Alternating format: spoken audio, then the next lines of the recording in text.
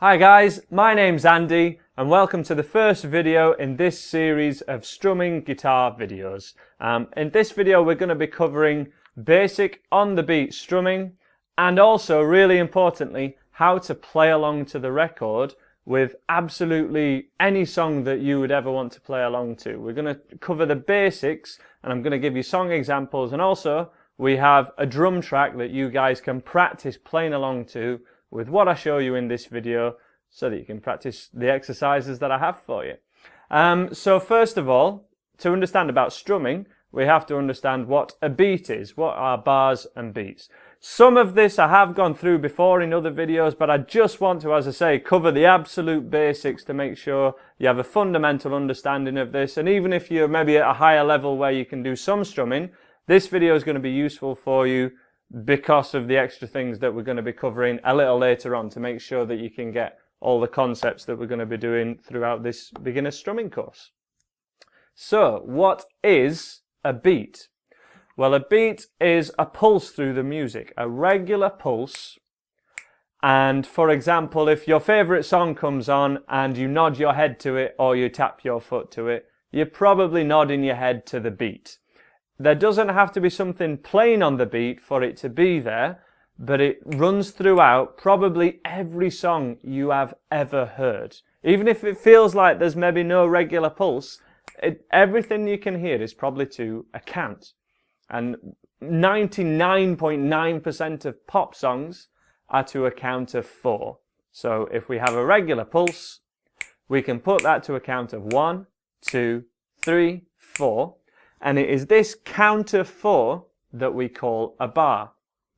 Now, the simplest strumming pattern that we can do, whenever we're playing along to any song, is probably just one strum per chord. Really handy whenever you learn a new song to just strum each of the chords that are listed on your chord sheet once, just to get a feel for it. I'll be covering how to change between different chords in different videos. Here I'm just focusing on the strumming. But if we just, for this first video, the first 2 chords that are in my beginner's course are E and A. So we have our first E major chord, which should be the first chord that you've learned if you've taken lessons with me. And we're just going to strum this on beat 1 to start with, to a slow count, to my count, and then I'd like to practice this along to the drum track, and you can even practice it along to a real song, which is Buffalo Springfield, For What It's Worth, as I'm sure a few of you will know. You may have seen that video. But as I say, this course is going to kind of continue from that video, and we're just covering the basics here. So, as an example, we have 2, 3, 4, 1, 2, 3, 4, 1, 2, 3, 4, 1. Every beat 1 that happens, I'm strumming an E chord. And that would be written as a line, which is our bar line, an E, and then another bar line at the end. So we have line, E, line. That represents 1 bar of E. But all of these strumming patterns that we cover, we're only given them for 1 bar, and then we have to get the concept that these repeat for however many bars end up being in the song. And when we strum once per bar, these are called spreads. So this is a spread. 1, 2, 3, 4. A spread spreads throughout the whole bar is the way to think about it. Now, how do we hear? Straight away, let's get us playing along to some real music rather than just along to me. How do we hear the beat in a song? Well, of course, as I've just said, if you're nodding your head to a song, then you're nodding your head on the beat, okay? It's more than likely. But it's not always as easy as that to hear it, especially when we're wanting to play along and we have distractions such as chord changes, or you're wanting to funk up your strumming at all, okay? So what I have here is a really simple drum beat so that we can hear this in real music. And we have a 2-bar counting, which counts 1, 2, 1, 2, 3, 4. And then we have a simple drum beat, which basically is kick, snare, kick, snare. And this sounds like this. 2. So this is our counting. 1, 2, 3, 4. Kick, snare, kick, snare. 1, 2, 3, 4. 1, 2, 3, 4. 1, 2. And as a song example that this drum beat would happen in, I always think of Back in Black. Something to nod your head to, you know. Okay? And those two sounds always, always, always happen on the same beats. I can't stop my drum kit here. There we go. So we have the kick drum starting the low note, the bass drum, on beat 1 and 3. 1, 3. A really low thud, which is called the bass drum. And then we have a snare sound, which is happening on beats 2 and 4. 1, 2, 3, 4. And that always happens. Even if the drum kit gets more complex, those fundamentals still tend to be there. They maybe, you know, happen a little bit after the beat and a little bit before it, maybe with the kick drum. But the snare always happens on 2 and 4. And this is how you can hear the rhythm in a song. Hear the beat, hear the count in a song. You need to listen to the drums. Even if the drums are really quiet, you're not going to hear the guitars likely if you're strumming away all loud. There's also a cymbal on this drum kit, this drum loop that I've provided for you guys. If you'd like to hear it, I'm going to leave a link in the top corner for you guys to click, or down in the description. It'll be on another YouTube video, so you can stay on YouTube and cover all these strumming videos. There'll also be a playlist of all these videos. But yes, first of all, there'll be a cymbal every 2 bars. So we've got a count of 4. 1, 2, 3, 4, 1, 2, 3, 4, cymbal. And that you can use just as a checkpoint, just to make sure you are actually strumming on the beat. So first of all, just take an E major chord. If you're a little bit more advanced, you could take a bar of E and a bar of A when you're practicing this in your own time, or any 2 or 4 chords that you want, really. But I do want you to get the concept that we want a short phrase, 2 chords, 1 chord, or maximum number of 4 chords. And then repeat them, because if you're getting used to these chord changes and you're just going from any chord to any chord, it's not that useful, because real songs don't do that. Real songs repeat, and that's how they eat up time. It's how they make time seem to go faster when you listen to songs. That's why we listen to songs on car journeys and whatnot. So as an example, I'm just going to play an E chord on every bar, just on beat 1 to start off with. 1, 2, 3, just an E chord. 1, 2, 3, 4. 1, 2, 3, 4. 1, 2, 3, 4, 1.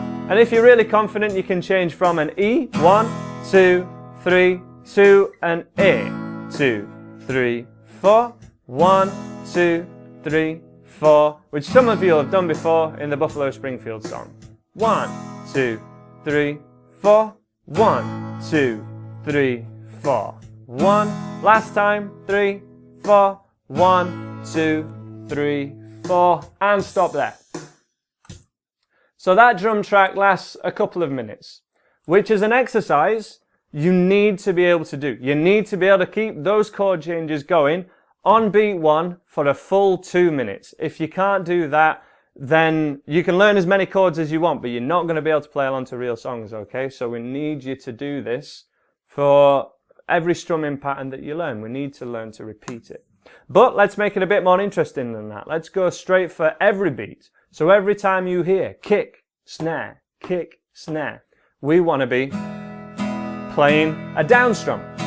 Has to be down strums. We always have down strums on the beat as a rule with strumming. Doesn't matter what strumming pattern you're going for, how complex it may be, I can guarantee that down strums will be happening on the beat, okay? It's really, really rare that that doesn't happen. So let's have a demonstration of this.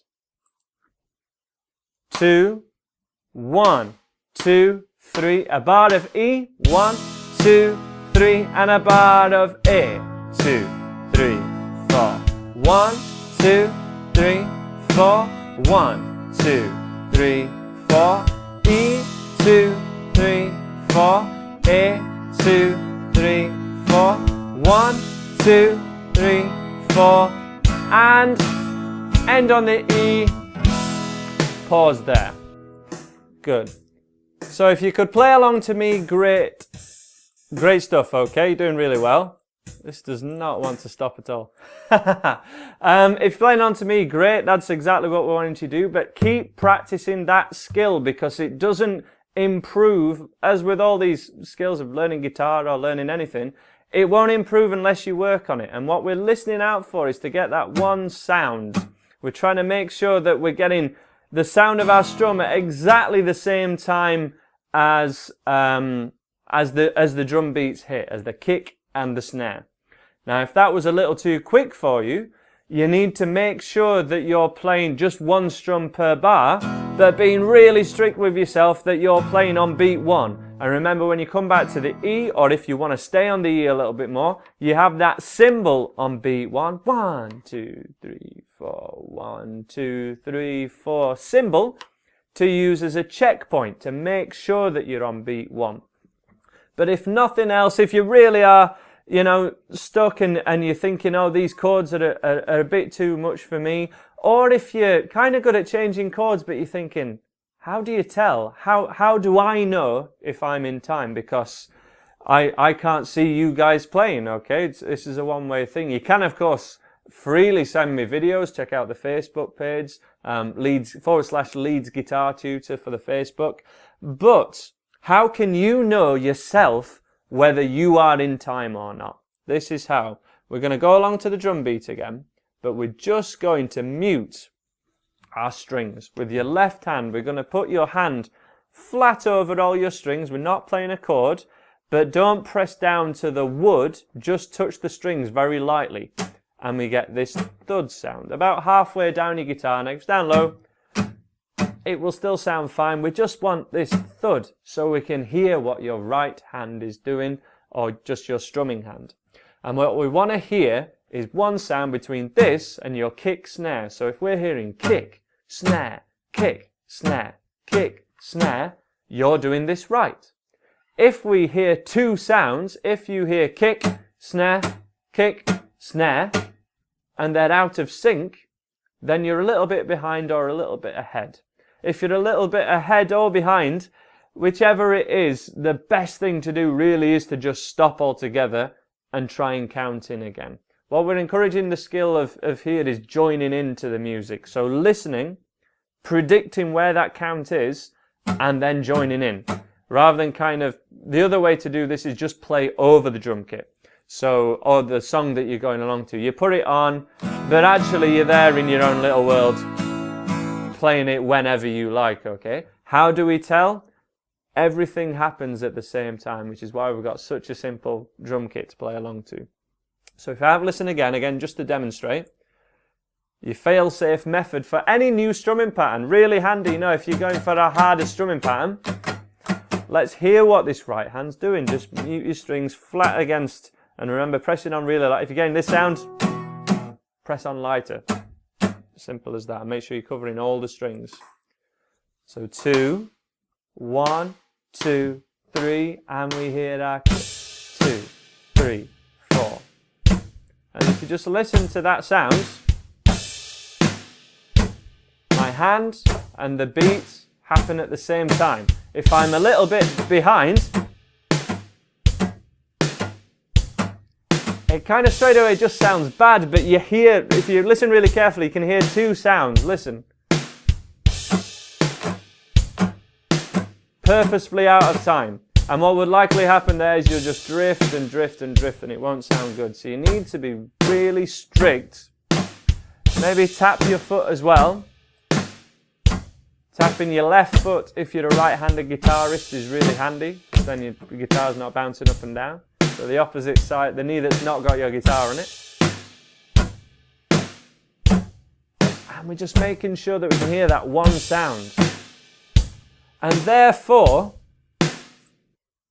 a really important point is to play in time and to keep good time yourself. You are not programming yourself to stay the same all the way through. We're actually not keeping a consistent tempo when we're playing along to a drum beat, when we're playing along to something else. When you're playing along to something else, we're actually speeding up and slowing down a little bit the whole time, and we're trying to stay within the good area, what we call the pocket of the song. So If you see a sound wave, there are spikes for every hit. So say this drum kit here would be like spike, spike, spike for kick, snare. And if you're in the area where it spikes, it sounds good, because we're not machines. We can't go 100 BPM, Andy, and just stay at that. And if I stay exactly the same, I'm going to drift a little later or be a little sooner. Of course, if I'm just practicing on myself, unaccompanied, I'm trying to keep the best time that I can. I'm trying to stay the same. But for this exercise, for playing along to something else, and this will be the same when you go do this same exercise along to Buffalo Springfield, for what it's worth, the first song in my beginner's course, which is just a bar of E or a bar of A, or any of the songs, any song you ever want to play along to, you've got to make sure that everything is happening at the same time. That kind of includes pressing down on your chord at the same time as your strum.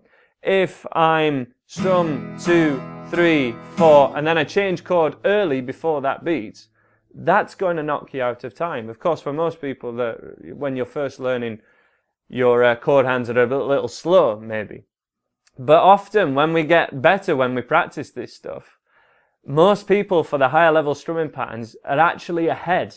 They're ahead of the beat. They're too fast. Imagine being able to play guitar too fast, right? That'd be nuts. But it happens within a few weeks. People get the hang of this, and then they're racing ahead. Every song some people learn, they learn it way too fast. You know, people go for Wonderwall, and they're way ahead. You know, everything's rushed, and therefore the changes are sloppy. But if you can play along to the record with near as damn to every song that you ever learn, it eradicates that and gives you good time, and it means that you'll be able to play along to anyone else as well. It's the best practice for jamming with other people, which must be something that at least some of you want to do at some point. The best practice for that is playing along to the record. And when people have been taking and learning online like you guys for YouTube videos, but haven't had guitar lessons, and people, you know, private students come to me and say, you know, I just feel like something's missing. I can play a few riffs, but they never sound finished. They never sound right. I can't play a whole song all the way through. It's normally the fact that they haven't learnt the skill of playing along to the record that is holding them back from improving anymore.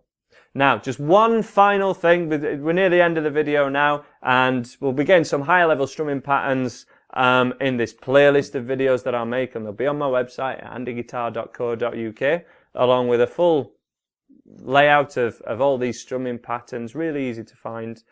But one last thing, when you're playing along to the record, you cannot join in straight away as soon as you hear the first chord, because as soon as you've pressed play, the song started. So whatever the first chord in your song is, it's gone.